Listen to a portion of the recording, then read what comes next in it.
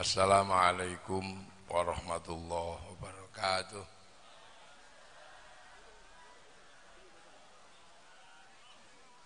Bismillahirrahmanirrahim. Bismillah, alhamdulillah. Wassalatu wassalamu ala rasulillah Sayyidina Muhammad ibn Abdillah wa ala alihi wa ashabihi wa mawalah. La hawla wa la quwata illa billah. Para alim, para ulama, para kiai,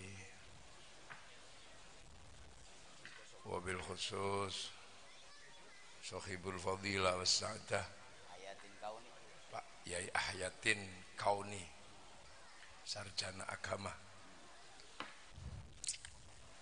dan seluruh kiai yang hadir yang saya hormati, pengurus cabang ya Nahdlatul Ulama Bekasi, pengurus cabang NU Bekasi. Alhamdulillah komplit ini. Seluruh hadirin wal hadirat, tak lupa Yai Zuhri tadi, Yai Zuhri Yakob, yang kecil tapi suaranya banter. Hadirin wal hadirat yang berbahagia, alhamdulillah kita ini netepi kebiasaan orang Islam di Indonesia kalau bulan Maulid, peringatan Maulid Nabi, kalau bulan Muharram ya Hijriyah, kalau bulan Rajab peringatan Rajabiyah, nanti kalau bulan Sya'ban Khataman, kalau Ramadan Nuzulul Quran, nah, kalau Syawal halal bi halal. Kita selalu begitu muter sepanjang tahun, gak ada berhentinya. Peringatan selalu ada. Makanya alhamdulillah orang Indonesia itu mudah ingat, karena banyaknya peringatan. Mudah ingat dan mudah diingatkan karena seringnya peringatan. Dan itu hanya ada di Indonesia.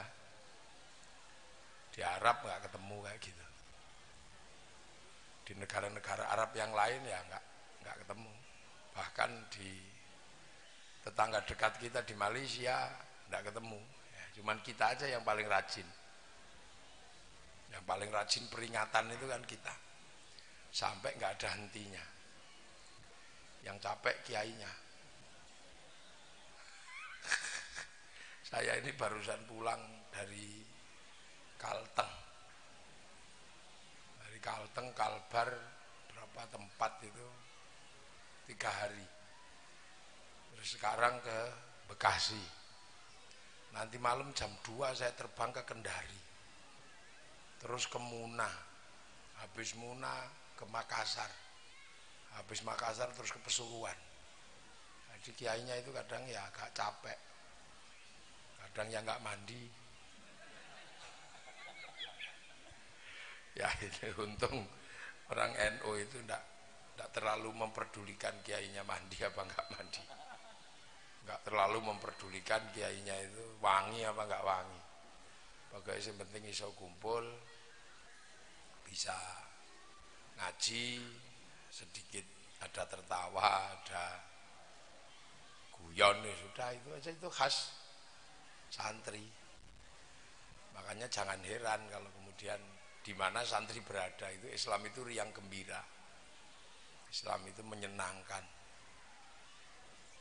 Dan yang seneng bukan cuma santri, semua ikut seneng. 24 jam dalam 1 tahun itu kalau santri gerak itu semuanya seneng. Seneng semua.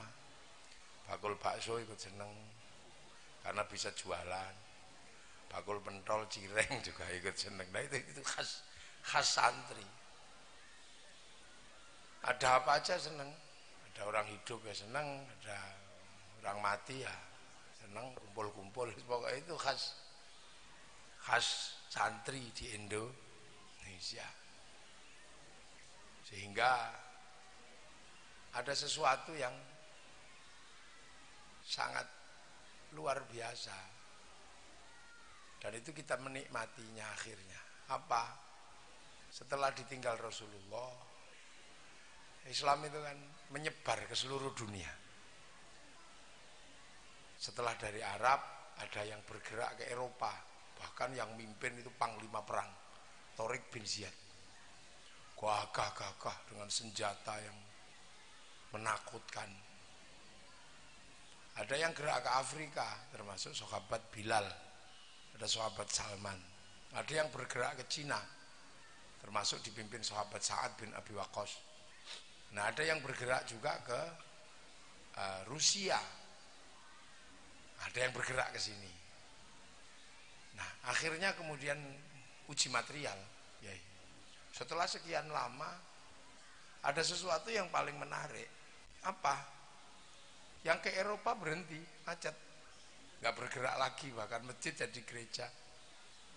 Yang ke Rusia macet, yang ke Cina nggak bergerak, nggak ubah ya, cuman segitu-segitu aja. Yang ke Afrika kecenderungannya malah semakin tekor. Nah, yang di Arab semakin ribut. Tapi ada satu yang luar biasa, yaitu yang bergerak ke Indonesia, berubah menjadi Islam yang paling besar, paling kuat sekarang ada di Indonesia. Orang apal Quran paling banyak di Indonesia. Orang sholat paling banyak di Indonesia. Orang punya masjid paling banyak di Indonesia. Maka mohon, jangan terlalu pesimis jadi orang Islam di Indonesia. Dikit-dikit Islam kita tertindas. Janganlah, kita paling besar, yang optimis. Orang kita ngaji sampai jam segini juga nggak ada masalah. Nanti diterusin sampai subuh juga nggak masalah. Tiba-tiba ada slogan Islam di Indonesia dipinggirkan, Islam di Indonesia dikriminalisasi. Nanti dulu, kita ini paling kuat di seluruh dunia. Afghanistan ngaji jam segini diroket. Loh, ini lah Islam jadi aja usil lah. Syekh Ramadan Al-Buti khutbah Jumat di masjid, diledakkan masjidnya. Di Pakistan orang maulid Nabi tempatnya diledakkan. Di Malaysia jam 10 malam sudah tidak boleh ada pengajian. Coba. Di Afghanistan hanya persoalan jenggot ribut nggak ada habisnya. Taliban itu. Jadi kaum muslimin di seluruh dunia ini hari ini yang paling menikmati kehidupan sebagai orang Islam dengan riang gembira itu ada di Indonesia. Ya ini kita inilah. Makanya nikmati, jangan usil kita ini. Kita nikmati bahwa kita ini menjadi orang Islam di Indonesia yang alhamdulillah ditunggui para ulama, ditunggui para kiai. Itu udah seneng di Indonesia, itu udah syukur itu. Ditungguin kuburan aja udah seneng orang Indonesia itu. Udah mau, loh hantunya langsung keluar. Nah, iya kan? Orang Indonesia itu ditunggui makam para wali aja udah seneng luar biasa. Udah menghasilkan ziarah bis-bisan ke sana. Kita ini ditunggui bajunya tinggalannya tinggalannya Sunan Kalijaga. Baju Ontokusumo aja udah seneng. Tinggali tongkat, udah seneng kita ini. Bahkan ditinggali petilasan aja kita udah seneng. Udah mau kumpul. Alhamdulillah kita juga ditungguin oleh para ulama. Al-ulama warasatul anbiya. Kita udah seneng tunggui para ulama, tunggui para habaib. Seneng sudah ini sampai esok. Nah sekarang ada yang nggak terlalu pede ditunggui para ulama, nggak pede. Dia lebih memilih kayak pengen ditunggui Kanjeng Nabi gitu. Jadi nggak pede kalau nggak ditungguin Nabi. Zaman Nabi nggak ada ini nggak ada ini zaman Nabi, ini nggak ada ini zaman Nabi. Ya karena kamu juga nggak ada di zaman Nabi. Nah makanya peringatan Maulid Nabi itu penting. Gitu. Pentingnya luar biasa. Untuk mengingat bahwa Nabi itu lahirnya tidak di Bekasi. Nabi itu lahirnya di Makkah sana, makanya namanya Muhammad. Kalau mungkin lahir di sini bisa namanya Joni, bisa apa. Tapi karena Nabi Muhammad ini orang Makkah, orang Arab, Makanya namanya Muhammad. Dan orang-orang yang hidup bersama Nabi namanya juga khas Timur Tengah. Abu Bakar, Umar, Utsman, Ali. Itu sahabat yang percaya. Lah yang musuh ya Abu Jahal, Abu Lahab. Gak ada sahabat namanya Paimin, itu yang gak ketemu. Nah ini mengingatkan kita bahwa Rasulullah itu lahirnya di Makkah. Lahirnya di Makkah, bukan di Bekasi. Artinya ada jarak 9 jam naik pesawat. Ada jarak yang kalau kita renang di sungai, di kali mungkin gak ketemu. Kentir muter ganti. Artinya kalau Rasulullah hidup di sana tahun 600, kita ini tahun 2022, manusia umurnya paling 100. Itu pun udah pilih-pilih, rata-rata 60 lah kayak rata-rata. Artinya kalau ada antara tahun 600 ke tahun 2022 ada sekitar 1500 tahun. Artinya di situ ada susunan orang, ada melibatkan beberapa orang yang menghubungkan kita kepada Rasulullah. Artinya kalau al-ulama warasatul anbiya, di situ sudah banyak sekali pewaris yang menjadi mata rantai kita sampai kepada Rasulullah. Gitu loh. Makanya ada konsep ahli sunnah wal jamaah, gitu loh. Jadi ono istilah ahli sunnah wal jamaah. Jadi ada orang yang beruntung ketemu langsung Nabi. Nah itu namanya sahabat. Nah ada orang yang pengen belajar sama Nabi, nggak ketemu Nabi, tapi ketemunya sahabat karena Nabi sudah meninggal. Nah orang itu namanya tabi'in, pengikut. Kemudian ada orang pengen belajar sama Nabi, nggak ketemu sahabat, ketemunya tabi'in. Orang itu disebut tabi'in, pengikutnya pengikut. Nah ada lagi yang kemudian generasi pengen belajar Nabi gak ketemu, sahabat gak ketemu, tabi'in gak ketemu, ketemunya tabi'in. Nah itu namanya tabi'in, pengikut. Lah kalau sampean namanya apa? Muridnya Kiai Ahyadin ini namanya apa? Lah sudah tabi'ut wancang. Nah ini, jadi ini kesadaran dasar, ada namanya kesadaran ruang waktu. Ini penting untuk disampaikan. Gitu loh. Nah ini yang kayak gini ini, itu makanya ada konsep ahli sunnah wal jamaah. Ada konsep sirotol mustaqim, di situ ada sirotol ladzina an'amta alaihim, ada berisi orang-orang. Nah jangan kamu paksa kemudian menghilangkan orang-orang ini. Kadang kan ada orang maksa, nggak boleh ada orang-orang ini, tapi langsung melompat kembali ke sumber awal Al-Quran dan Sunnah. Makanya akhirnya orang-orang seperti ini nggak bisa hidup berdampingan secara rukun dengan masyarakat. Hasilnya apa? Ya congkrah, bertentangan. Nah itu. Loh, makanya kita ini termasuk golongan orang yang beruntung, punya konsep ahli sunnah wal jamaah yang matang. Ikut Jam'iyah Nahdlatul Ulama. Kenapa ikut Jam'iyah Nahdlatul Ulama? Ya pewaris para nabi itu ulama. Nah kita ini hidup di zaman para ulama. Makanya organisasinya ya Nahdlatul Ulama. Kalau hidup zaman sahabat sampai Nahdlatul Sahabat. Nah ulama-ulama ini ya ikut, didirikan oleh Kiai Hasyim Asy'ari, Kiai Ahyadin, ya ikut di situ semua di situ. Nah Kiai Hasyim ini ya didikannya Kiai Asy'ari, Kiai Soleh, Kiai Khalil. Nah Kiai Asy'ari ini didikannya Kiai Abdul Wahid Solotigo. Ya Abdul Wahid ini didikannya Kiai Abdul Halim di Boyolali. Ya Abdul Halim didikannya Kiai Sufyan di Tuban. Kiai Sufyan didikannya Kiai Jabar. Kiai Jabar didikannya Kiai Abdul Rahman di Lasem. Ya Abdul Rahman didikannya Kiai Abdul Halim Benowo. Mbah Benowo didikannya Mbah Cokrojoyo Sunan Geseng. Sunan Geseng didikannya jeung Sunan Kalijogo. Sunan Kalijogo didikannya Sunan Bonang. Mbah Bonang didikannya Sunan Ampel. Mbah Ngampel didikannya Mbah Ibrahim Asmoro Kondi. Mbah Ibrahim Asmoro Kondi didikannya Syekh Jumadil Kubro. Sayyid Jumatil Kubro didikannya Sayyid Muhammad Pase. Sayyid Muhammad didikannya Sayyid Ahmad Jalaluddin Campa. Sayyid Ahmad Jalaluddin didikannya Sayyid Abdul Malik Mongol. Sayyid Abdul Malik didikannya Sayyid Alawi Amil Faqih. Sayyid Alawi Amil Faqih didikannya Sayyid Ahmad Sohib Mirbat. Sayyid Ahmad Sohib Mirbat didikannya Sayyid Ali Khalid Qasam. Sayyid Ali Khalid Qasam didikannya Sayyid Alwi. Sayyid Alwi didikannya Sayyid Muhammad. Sayyid Muhammad didikannya Sayyid Alwi. Sayyid Alwi didikannya Sayyid Ubaidillah. Sayyid Ubaidillah didikannya Sayyid Ahmad Al-Muhajir. Sayyid Muhajir didikannya Sayyid Aisyah. Sayyid Aisyah didikannya Sayyid Muhammad. Sayyid Muhammad didikannya Sayyid Ali Uraidi. Sayyid Ali Uraidi didikannya Sayyid Ja'far Shodiq. Sayyid Ja'far Shodiq didikannya Sayyid Bakir. Sayyid Bakir didikannya Sayyid Ali Zainal Abidin. Sayyid Ali Zainal Abidin didikannya Sayyidina Hasan Husain.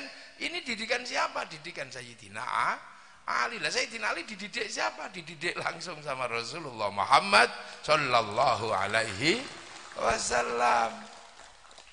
Loh, jadi beliau ini ya pewaris, makanya boleh diikuti walaupun kecil. Kalau gedean itu namanya ahli sunnah wal jamaah. Loh, makanya kan kita ini dari sana sampai ke sini ini kan punya ceritanya masing-masing. Di tiap zaman ceritanya masing-masing. Yang tidak boleh dirubah itu kan 6, 5. Ini nggak boleh dirubah. 6 itu rukun iman, 5 itu rukun Islam. Nah kalau kita urut satu ini sudah iman, sudah Islam semua. Waktu Rasulullah datangi malaikat Jibril ditanya mahwal iman. Iman itu apa ya Muhammad Rasulullah? Antumina billah, iman kepada Allah. Iman semua kan pada Allah. Ya berarti sudah orang beriman. Wa malaikati, dan kitab dan malaikat Allah. Walaupun kadang iman pada malaikat tahunya cuma 2. Cuman Jibril sama Israel, yang lain nggak tahu ya. Ada yang hafal 10. Wa kutubihi, dan kitabnya Allah. Baca Quran kan? Walaupun kadang nggak komplit ya kan. Ada yang cuman hafal Yasin toh ada. Ada yang cuman Qul Hu toh, ya tapi kan udah iman kepada kitab Allah. Wa rasulihi, dan utusan Allah. Sampean iman kepada Nabi Muhammad, Nabi Sulaiman, yang paling ganteng Nabi Yusuf kan tahu kan? Ya sudah. Wal yaumil akhir, dan terhadap hari kiamat. Zaman percaya kan akan ada hari kiamat. Ya cuman kalau santri kan nggak terlalu membahas serius. Sekarang kan ada yang serius bahas kiamat sampai nakut-nakuti orang setiap hari. Awas kiamat, awas. Dajjal sudah keluar, kok nggak jadi? Awas itu ya Ya'juj Ma'juj setiap hari ada. Ustadz begitu, ada siapa itu? Ustadz Zulkifli Ali sama Baikuni apa siapa itu yang tiap hari cerita kiamat. Awas tanggal 15 Ramadan hari Jumat bumi akan ditabrak asteroid. Pusing takut semua. Kita ini jadi tempat aduan. Ini bener gak Kiai? Ya kalau percaya ya sudah, kalau nggak percaya nggak apa-apa. Percaya harus, tapi jangan percaya kalau Jumat yang besok itu, Jumat yang masih panjang. Wah, akhirnya ada yang takut jual kebun, jual rumah. Akhirnya diserahkan kepada panitia hari kiamat. Akhirnya nggak jadi juga. Akhirnya dianggap terus Kiai NU itu nggak punya iman karena nggak bahas kiamat. Ya mau ini Kiai melupakan bahas kiamat. Bukannya kita ini nggak bahas, sambil lalu lah kita bahas. Kenapa? Kiai-kiai kok bahas kiamat secara serius? Karena Kiai tahu kiamat itu bareng-bareng. Lihat wong bareng-bareng aja kok dibahas serius-serius. Sekali belum bareng udah nggak usah dibahas. Gitu loh. Tapi ini tanda-tanda kiamat lah. Ya wong tanda kiamat aja kok pikir nanti kalau udah datang kiamat ya ada tandanya. Uban itu nggak usah pikir wong itu tanda tua. Kalau udah waktunya tua ya tumbuh sendiri. Ini gitu. Wabil qadri khairihi wa syarrihi minallahi ta'ala, dan takdir baik dan buruk itu dari Allah. Percaya semua orang sini. Nggak ada orang kayak orang Indonesia masih untung terus. Itu berarti percaya takdir. Kenapa? Wah, rumahku kebakaran tapi untung cuman depannya tok. Wah, tapi habis, ya untung orangnya selamat. Wah, orangnya kebakar kakinya, ya untung kebakar kakinya tok daripada seluruh tubuh. Masih untung nggak mati gitu. Begitu mati untung jasadnya ketemu. Lu masih itu masih untung, pokoknya untung apa? Rukun iman yang diajarkan oleh Allah lewat Rasulullah ini masih komplit diikuti orang Indonesia. Artinya masih punya jatah untuk masuk surganya Allah Subhanahu wa ta'ala. Budi emper sebelah mana masih punya jatah. Karena iman itulah yang akan membawa kita pada surga. Jadi nggak usah terus surganya harus kelas VIP, nggak usah. Yang penting masuk. Kalau kelas VIP itu ya kelasnya kiai. Ya yang kalau Quran 30 juz itu kelas grosir kan itu. Lah kalau pengecer kayak gini kan ya ada. Lah kan kalau kiai-kiai kan 30 juz ini grosir. Nah, kalau ini kan kelas pengecer. Ada yang ngecer Yasin tok, maka pusat ecerannya namanya Yasinan. Ada yang cuman ngecer kulhu, tempat ecerannya namanya tahlilan. Ada yang Bismillahirrahmanirrahim, itu cukup ecerannya namanya suwuk loro untu. Ya sudah. Yang tukang kelahi dapat eceran idza batostum jabarin. Yang tukang berburu dapat eceran wa ma romaita id romaita walakinnallaha aroma. Yang istrinya cerewet dapat eceran summum bukmun umyum fahum lah. Lah itu kan ibu-ibu di Jawa semuanya dapat eceran kalau dipanggil suaminya Bu Nun masih dapat eceran. Artinya masih iman semua orang ini. Jadi jangan pernah kemudian menganggap bahwa orang Indonesia itu enggak iman. Terus Islam, mahwal Islam anta syahada alla ilaha illallah wa anna muhammadur rasulullah, semuanya masih syahadat. Waktu qimus sholat walaupun ada yang setahun sekali lebaran, walaupun ada yang seminggu sekali Jumat, tapi sholat artinya tiket sholat masih dapat. Waktu dia zakata mengeluarkan zakat ya walaupun cuma zakat fitrah tapi kan tetap mengeluarkan zakat. Waktu summa Ramadan puasa bulan Ramadan walaupun depan belakang tengahnya bolong tapi kan dia puasa sudah. Wa tahujjal baiti dan ibadah haji. Antrian haji terbanyak di dunia ada dari Indonesia sampai 50 tahun. Loh itu kan artinya masih komplit. Jadi artinya orang di Indonesia ini iman Islamnya masih utuh. Jadi makanya jangan dikit-dikit ini sudah nggak iman, ini sudah nggak Islam, ini bentar dulu. Karena yang kita persoalkan itu adalah imannya orang hari ini, tapi diukur imannya zaman Nabi Muhammad ya konslet semua. Kalau semuanya diukur di zaman itu, Sayyidina Ali itu kalau sholat dipanah kakinya nggak kerasa. Nah kalau diukur di situ, ya rusak semua sholatnya orang sekarang. Allahu Akbar. Tiba-tiba ada ting bakso ya susah. Kalau diukur di zaman ini, di generasi Sayyidina Ali, ini kita kan ukurnya di zaman ini, sementara kehidupan ini kehidupan kaum muslimin zaman akhir yang ditunggui oleh para ulama. Sayyidina Ali dipanah kakinya yang semuanya nggak ada kerasa sampai Allahu Akbar kita. Bismillahirrahmanirrahim. Sabbihisma rabbikal a'la alladzi khalaqa fasawwa. Lama ini nanti. Lama terus.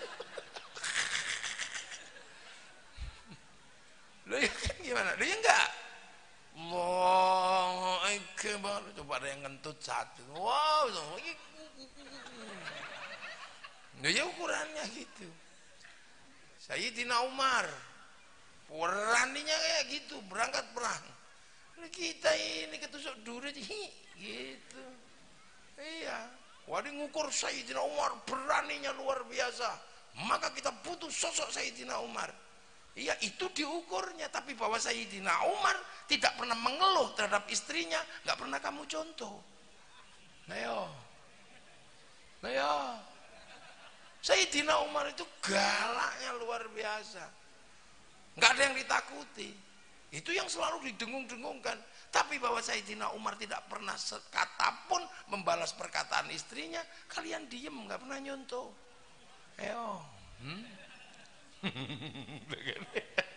Ini kadang Sayyidina Utsman seluruh hartanya diberikan kepada Allah. Lah kita ini bayar listrik aja pusing. Lu makanya kan kita ini kita ukur lah. Jadi jangan terus kemudian, makanya ada konsep ahli sunnah wal Jamaah yang jamaahnya para kiai.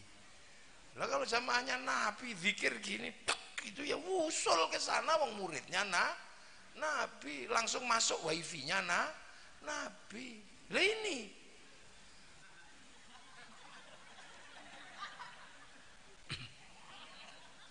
ya Allah ya Allah ya Allah ya Allah ya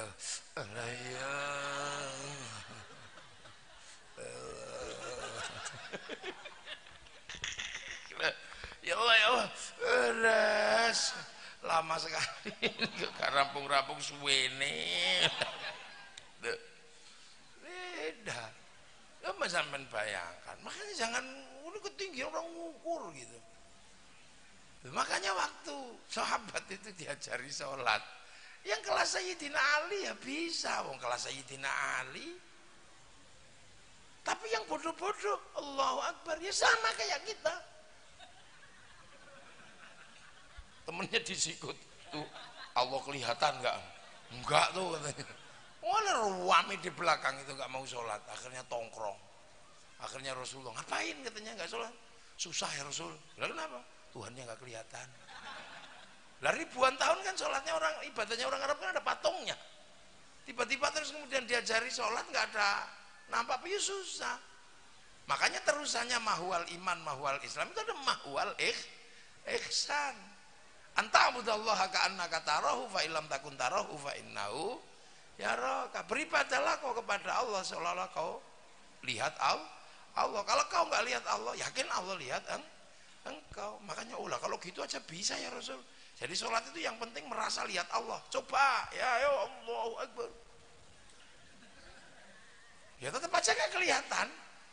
Akhirnya ya sudah, daripada nggak kelihatan yang penting kita ngerasa dilihat Allah. Akhirnya Allahu Akbar, ini wajah wajah. Tiba-tiba ting ting ting, bakso kenapa nggak tadi ya. Nggak apa-apa sampean sholat inget bakso aja, sampean dengerin ting ting ting, nggak apa-apa. Wong sampean berusaha melihat Allah, mendengar Allah, tapi nggak denger, nggak lihat, ya sudah pasrah kita. Akhirnya kita sadar, oh ternyata kita nggak bisa. Ya sudah, yang penting kita merasa dilihat Allah. Maka denger bakso itu boleh, tapi jangan lupa lagi diawasi Allah. Maka jangan sampai 2 mangkok pak, nah nggak boleh, itu batal. Akhirnya yang pinter bisa sholat, yang bodoh juga bisa sholat. Kayak gitu ngajarinnya. Loh makanya sampai harus tahu kondisinya.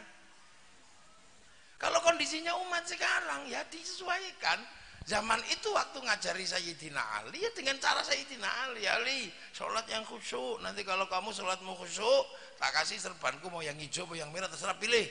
Allahu Akbar, selesai. Yang hijau ya Rasul, agak khusyuk kamu, ulangi sampai akhirnya dipanah kakinya, tidak kerasa. Nah itu Sayyidina Ali. Tapi yang bodoh-bodoh kan tetap diajari, yang penting kamu merasa dilihat Allah. Loh makanya kita ini dalam segala hal, karena kita ini seolah-olah lihat Allah, makanya hati-hati. Kita itu kalau sholat itu seolah-olah, makanya sholat kita itu nggak nyampe ke sana kalau nggak dititipkan sama yang melihat Allah. Siapa yang melihat Allah? Ya Rasulullah. Makanya sholat kita itu akan nyampe kalau kita bacakan Allahumma sholli ala Sayyidina Muhammad. Itu makanya sampean jangan lupa kita bacakan selawat. Karena apa? Nitip, itu perangkonya. Karena kita ka'annaka, Rasulullah annaka, kita seolah-olah lihat tapi Rasulullah benar-benar melihat Allah. Nah makanya yang nggak ngelihat ini nitip sama yang lihat. Makanya setiap segala sesuatu kita titipkan ke Rasulullah. Dengan apa? Dengan sholawat. Makanya kendaraan Rasulullah itu nggak pernah berhenti, karena sholawat itu di dalam Al-Quran menggunakan kalimat yusholluna. Nah yusholluna itu mudhore itu artinya terus menerus dan tidak pernah berhenti. Loh makanya sampean itu setiap sholat nitip. Loh setiap nitip, mosok nggak kenal wong bendino nitip. Loh makanya harus kenal. Makanya biar kenal, maka seluruh peristiwanya Nabi dibikin peringatan dan dijelaskan hakikatnya di situ. biar kita kenal, mosok bendino nitip nggak kenal gitu. Nah itu makanya ada peringatan maulid, ada peringatan apa. Jadi makanya saya harus kenal dengan karakter per generasi ini. Nah itu ya makanya Rasulullah didik Sayyidina Ali dan yang bodoh dengan cara seperti itu ya sudah. Ada sahabat yang setiap hari Assalamualaikum ya Rasulullah, setiap hari ketemu. Ada sahabat yang setiap hari Assalamualaikum ya Rasulullah. Makanya hadis itu kan dekat. Amarona Rasulullah Sallallahu Alaihi Wasallam. Aku disuruh sama Nabi. Berarti ada orang yang setiap hari itu karena saking dekatnya disuruh Nabi. Ada yang nahana Rasulullah Sallallahu Alaihi Wasallam angkata. Aku dilarang. Berarti ada orang yang setiap hari dekat dengan Nabi. Kunna ma'a Rasulullah Sallallahu Alaihi Wasallam naf'alu, aku bersama Nabi menjalankan. Ra'aitu Rasulullah Sallallahu Alaihi Wasallam yaf'alu, aku lihat Rasulullah menjalankan. Sami itu aku mendengar. Itu kan deket-deket ini prosesnya ini. Loh makanya, tapi ada juga yang jauh. Sahabat itu jauh tiba-tiba datang ke Nabi, ya Rasul, apa? Kangen ya Rasul? Kangen. Terus, nah temanku Sauban itu kangen sama engkau ya Rasul, seminggu gak ketemu turun 3 kilo. Nah terus kamu, wah saya kalau rindu Rasul kan bikin puisi ya Rasul. Mana puisimu? Gurau aja sama Rasul sama sahabat tua. Aku punya puisi ya Rasul. Aku juga punya loh. Jangan dikira kamu doang yang punya. Nanti tak sampaikan ke Rasul. Ya udah gantian kata Rasul. Sambil gurau aja. Yang satu, Assalamualaikum, Assalamualaikum Zainal Anbiya'i, Assalamualaikum. Yang satu, gantian. Aku, Anta Samsun, Anta Badrun, Anta Nurun, Fauqa Nur, Anta Iqsir wa Ghali, Anta Misbahul Sudur. Nabi ya udah, makasih. Ya, serbannya Nabi yang lurik nyonya kamu ambil bawa pulang. Namanya anak kampung dapat selimutnya Rasul yang lurik, senengnya luar biasa. Ya, lari keliling kampung itu. Jadi makanya kalau anak-anak ini suka gini-gini itu juga ada dasarnya.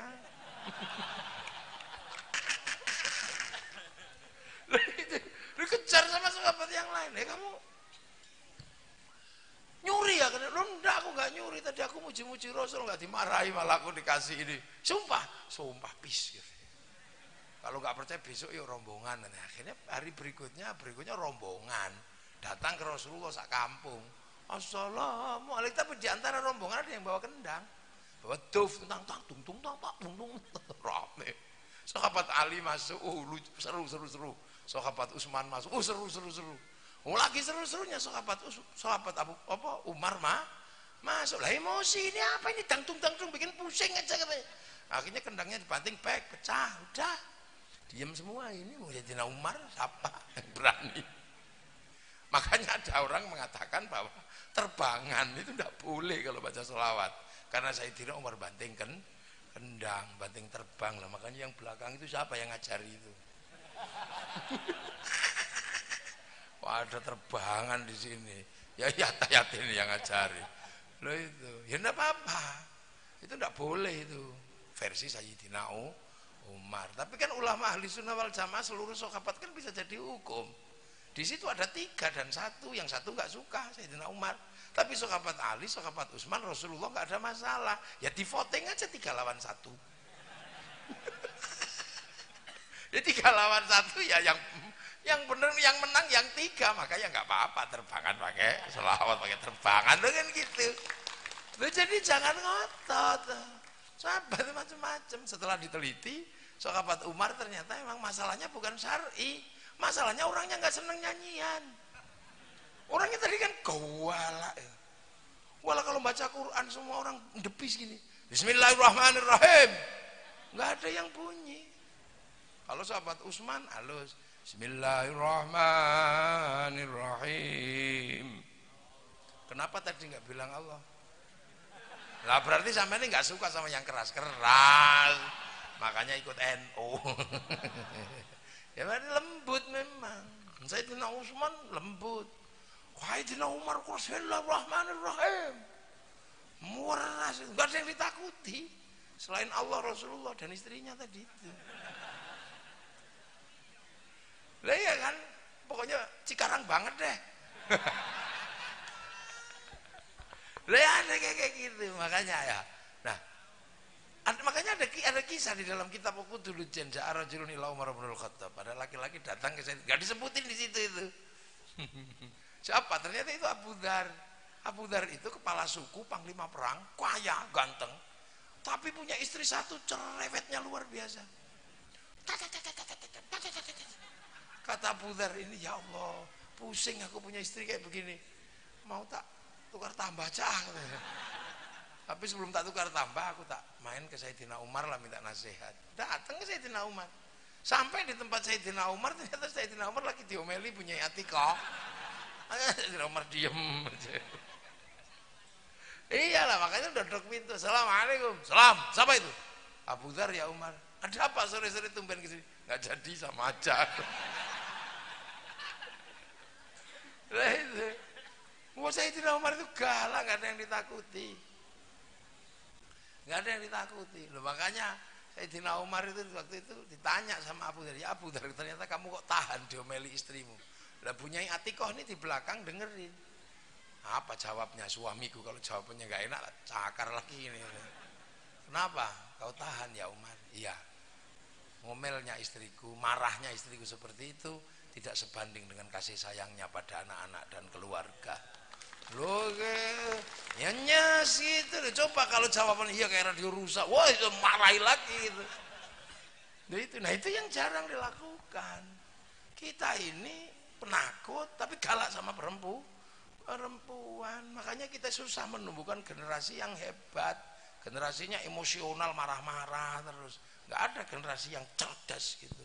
Karena apa? Kadang laki-laki lupa pengen punya anak hebat tapi nggak pernah ngurus sawah. Loh, perempuan itu kan sawah.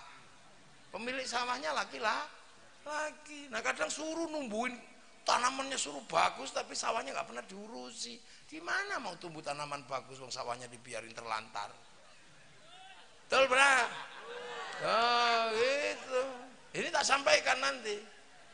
Yang kayak gini jarang disampaikan karena kiainya laki-laki. Loh, perempuan itu sawah, nisa hukum harsul lakum. Perempuan itu sawah. Kalau sawah pengen tumbuhannya bagus, sawahnya harus benar-benar dibangun, diurusi, dipupuk. Lah ya kan? Sawah itu kalau sudah banyak sampah, banyak rumput, tumbuhannya pasti jelek. Begitu juga perempuan, kalau udah rusep mukanya udah jelek. Makanya tugas laki-laki kalau mulai ada jerawat 1-2 kasih skincare dong. Lah iya, itu tugas laki-laki kok. Makanya ar-rijalu qawwamuna 'alan nisa. Perempuan itu kalau sudah jerawatan kasih skincare. Lihat kukunya kalau sudah mulai kusam, manikur, pedikur, mani-pedi dong. Tugasnya laki-laki. Ya kalau tidurnya sudah mulai berkeringat, apek, baunya enggak enak, beliin AC. Kalau ke pasar mukanya sudah mulai luntur bedaknya, belikan Avanza. Gitu dong tugas laki-laki. Iya, kasih gelang yang bagus, baju yang bagus, itu tugas laki-laki. Sawahnya bagus. Nanti kalau diniati mampu. Nah belum waduh nggak mampu lah, ya sudah nggak mampu bener lah. Perempuan itu sawah itu harus dipupuk, harus dikasih air biar tumbuhannya bagus. Kalau tanpa air, tanpa pupuk ya tumbuhannya jelek. Begitu juga perempuan. Jangan sampai perempuan itu kering, nggak ada pupuknya. Maka perempuan harus dikasih uang. Nah iya dong. Harus dikasih uang, jangan sampai selalu kekurangan uang. Masuk pengen bakso aja nggak bisa beli ya. Akhirnya kalau punya anak yang ngileran, melet. Iya, loh, sawah itu kalau ditanami nggak boleh dibakar. Sawah kalau dibakar tanamannya mati. Maka perempuan nggak boleh dibikin panas ya. Nanti harus disayang. Loh, itu tugas laki-laki. Bener. Makanya Sayyidina Umar menyayang perempuan, walaupun Sayyidina Umar galak itu. Loh karena perempuan ini kan sulit ini sawah ini. Akhir-akhir ini ada jarang sekali orang ngurus sawah. Pengennya tanamannya bagus, sawahnya nggak pernah diurus. Jadi perempuan ini juga nggak mudah. Gitu. Capek dari perempuan itu. Bener, saya belani sampean. Jadi kalau perempuan suka ngomel itu biasa, karena itu buang sampah. Nah, laki-laki itu tempat sampah. Makanya kalau sampah lagi dibuang jangan ditutup, nanti sampahnya dibuang ke tetangga, pusing kita. Jadi ini saya sampaikan, kenapa? Makanya Rasulullah itu ummuka itu tentang perempuan sebenarnya. Gitu. Dan nggak ada laki-laki di sini nih yang punya pengalaman itu. Saya kenapa bisa ngomong begitu bahwa perempuan itu susah, berat? Karena saya pernah jadi perempuan. Loh, serius guys, saya itu pernah jadi perempuan. Sampai nggak pernah tahu kan kalau saya jadi perempuan. Makanya dalam kurikulum tadi itu mestinya sebutin pernah jadi perempuan, gitu mestinya. Oh jangan disebutin yang keren-keren tadi itu, oh, sekali. Saya pernah jadi perempuan dan gagal. Iya gagal. Jadi saya pulang ngaji, saya ngomel sama istri, Dek, kenapa sih sampah kayak gini? Mbok yang bersih, oh, anak ya. Istri saya tiba-tiba ngomel. Loh, ini juga anak-anakmu juga loh Mas katanya. Lah anake sapa gak anakku? Nah orang anakku ya kowe ra ning kene, aku ya ngono to. Wah, tambah marah. Loh, kan sudah banyak yang bantu. Mosok gak ada yang ngurus kayak gini. Iya tapi makanya coba sekali-sekali jadi perempuan. Lah saya emosi. Lah kenapa? Aku harus jadi perempuan. Iya, coba. Ya udah iya, aku jadi perempuan besok. Wah, akhirnya kesepakatan lah aku jadi perempuan. Hitam di atas putih pakai materai. Saya Ahmad Muafiq bertanda tangan di bawah ini dengan tanpa paksaan akan menjadi perempuan selama 24 jam. Materai tak tanda tangan ini sudah dit. Jam 2 malam istri saya tak usir. Udah kamu pergi minggat sana. Jangan sampai anak bangun masih lihat engkau. Pergi. Ini uang 10 juta. Loh iya. Kamu pilih mobil mana yang mau pergi silakan. Itu cari apa ajak sopir santri yang paling lihai sekalipun nyupirnya. Bawa santri yang lain untuk ngeladeni kamu di jalan, nanti makanlah. Kalau masih kurang 10 juta, ajak teman-temanmu yang lain makan semua. Jangan pulang kalau saya nggak telepon. Yes, katanya pergi itu saya. Wah merdeka itu, yes katanya pergi, entah kemana. Wah akhirnya saya buah emosi kan, waduh rasanya kuat ya jadi perempuan aja kan, apa susahnya. Mulailah subuh saya bangunin anak, nggak ada yang bangun. Nak, belas gak ada yang bangun. Akhirnya tak cari sulak, tak pukul pakai sulak, ditendang saya itu kepalanya. Waduh, gak ada yang mangkel, tak cubit akhirnya satu-satu. Walau turun dari ranjang itu, ada yang bawa pempes, ada yang bawa apa. Tapi masih gagah kan, baru tahap awal. Habis itu turun, mandi. Mulailah tak mandikan kayak biasanya dimandikan di jejer-jejer itu. Ya Allah, kepanasan airnya. Angit, wah. Tak peluk anak saya yang kecil itu karena kepanasan. Panas, untung nggak melepuh. Ya Allah. Sudah mulai aduh nyesel dikit ini kan. Aduh berat juga jadi perempuan. Nah, akhirnya terus waktu makan tak dulang satu-satu. Lolos. Ngapu disebur gitu. Kegedean katanya. Baik sudah rusuh, wah cempret semua. Begitu waktunya sekolah nangis semua gara-gara apa? Saya nggak ngerti ini sepatunya yang mana itu. Kakinya semua. Wah, akhirnya nggak ada yang sekolah. Makku di mana? Makku ndi? Wah ada seposek itu. Mau nyerah harga diri kan? Jam 9 rumah itu udah rusak semua, cat tembok itu sudah. Lipstik ibu itu dipakai ke cat tembok. Udah remote pecah, TV pecah. Jam 11 sudah ada yang di bawah meja. Wah, saya udah waduh, ini mau telepon masih harga diri kan itu. Akhirnya jam 12:30 udah gak kuat saya.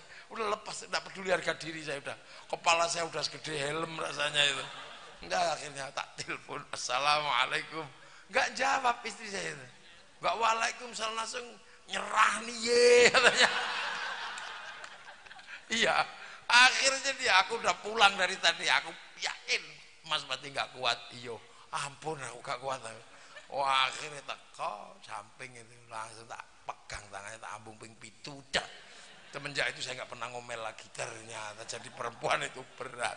Halah ya kayaknya tak emang lanang nek nuturi gini begitu anak Wah, ternyata yang susah itu dulang anak. Saya itu lihat kalau istri saya itu dulang anaknya itu bisa begini. Saya itu bingung, anak berangkat dari sebelah sini udah gak bisa sudah. Semua harus tertib dari depan.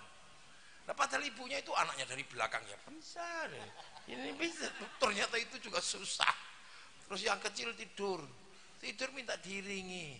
Lah kita ini kan tahannya paling 5 menit. Padahal ibunya itu kalau diiringi anak itu 5 jam gini itu kita 5 menit akhirnya udah nyerah. Loh itu saya merasakan pernah jadi perempuan dan gagal. Loh nggak ada makanya yang sabar. Perempuan jangan suka dimarahi. Saya pernah marah-marah sama istri, nggak ada hasilnya gitu, malah maluan. Nyerah nih ye katanya, waduh. Dan semenjak itu saya udah nggak pernah komplain lagi, udah ampun wes terserah lah. Laki-laki maka jangan suka marah-marah sama istri, karena laki-laki itu lebih suka sama istri daripada anak. Laki-laki itu kan gaya demi anak, enggak demi istri. Karena laki-laki lebih mencintai istri daripada anaknya. Buktinya ada, pulang kerja anaknya sama tetangga nggak apa-apa, bahkan dimandiin ya nggak apa-apa, wah anak dipangku. Coba kalau pulang kerja istrinya yang dimandiin tetangga.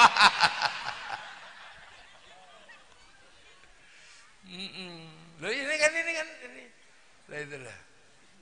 Nah laki-laki juga jangan jangan manas-manas sih. Saya itu pernah, istri saya itu panas hatinya itu, gara-gara saya juga yang salah. Ini tak ceritani aja. Dik, dandan yang cantik, jangan sampai kalah cantik sama santri ya. Ya mas, habis subuh dandan itu, karena jam 8 harus nikahkan santri saya. Nah, Tuhan, dan akhirnya masuk ke mobil, cantik juga istriku ini, tak lihat lire gitu. Walah sampai di perempatan lampu merah, pagi-pagi itu ada matahari, nyorot mobil. Di dalam mobil ada perempuan cantik, rambutnya merah, kacamatanya dibun-bun. Mulut saya lepas, ya Allah, Arifin yang nyuruh, bin, itu lu cantiknya pin perempuan. Saya lupa kalau bawa istri di belakang. Wah itu seketika saya dijambak, ditawarik dari belakang, dasar matanya laki-laki. Wah saya yang dandan dari pagi nggak dipuji, itu perempuan udah tersembunyi masih kelihatan. Ada aku aja masih begitu, apalagi aku nggak ada katanya. Wah panjang lah pokoknya, wah itu saya hanya bisa menghela napas itu. Ini saya nggak boleh menghindar, kalau saya mengatakan enggak, tadi udah ngomong. Wah, akhirnya, ya Allah, akhirnya apa yang terjadi? Lama-lama saya tarik napas, saya ngaku, iya dek. Iya apa? Dasar matanya laki-laki. Iya, aku tadi lihat perempuan yang cantik dan tersembunyi. Begitu ya. Ada aku aja begitu. Iya, enggak selalu sih. Ada kamu dan tidak. Laki-laki manapun akan bisa melihat perempuan yang cantik dan tersembunyi. Setersembunyi apapun perempuan itu, kalau cantik laki-laki pasti tahu. Karena kalau aku nggak bisa melihat perempuan yang cantik dan tersembunyi, mana mungkin dulu aku menemukanmu. Wah. Langsung kendor. Loh. Nah ini kita dari cerita mana Sayyidina Umar ya lah ya, itu makanya ya. Lah itu makanya kan sahabat-sahabat ini indah waktu itu, ada yang model Sayyidina Umar galak. Nah, potret seperti itu, itulah ada di kalangan santri. Makanya santri itu loh, dididik orang ya dididik sekuatnya aja. Kalau yang bisa jenggotan ya syukur jenggotan, kalau enggak ya enggak ya terserah. Jadi enggak terus dipatok seperti ini gitu. Nah itu karena ahli sunnah wal jamaah itu pelajarannya enggak begitu. Rasulullah lagi ngajar ngaji, tiba-tiba dari pintu masjid ada yang mat katanya. Ya Allah, sahabat yang lain kan emosi. Wong sudah dilarang manggil mat, itu kan dilarang. La taj'alu du'a ar-rasuli bainakum ka du'a ba'dukum ba'dha. Kamu jangan manggil temanmu seperti kamu manggil temanmu. Jangan manggil utusanku seperti kamu manggil temanmu. Mat. Sahabat ini yang tak tonyoin. Akhirnya apa? Ya udah suruh masuk. Akhirnya masuk. Begitu sampai di depan masjid. Ya Rasul, Mat, aku pengen kencing. Ya udah kencing aja. Disuruh kencing itu nggak cari toilet, tapi langsung depan kencing di masjid itu.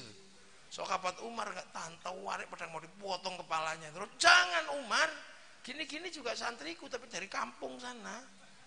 Itu adatnya di kampungnya sana emang kencingnya sembarangan. ada bantrek ya dikencingi, ada apa gini juga santriku, ini santri Cikarang kalau mungkin bahasa sekarang begitu. Sampai Al-Quran mengabadikan orang ini dengan sebutan wajah amin aqsal Madinah, menggunakan kalimat aqsa, bukan bait tapi aqsa. Aqsa itu ujung, yang ujung gak ada jelasnya itu ujung. Bahasa Arab itu ada bait, ada aqsa. Makanya masjid yang paling jauh gak kebayang jauhnya Masjidil Aqsa. Nah, jadi macam-macam. Nah, yang bisa kayak begitu siapa? Ya santri yang sekarang.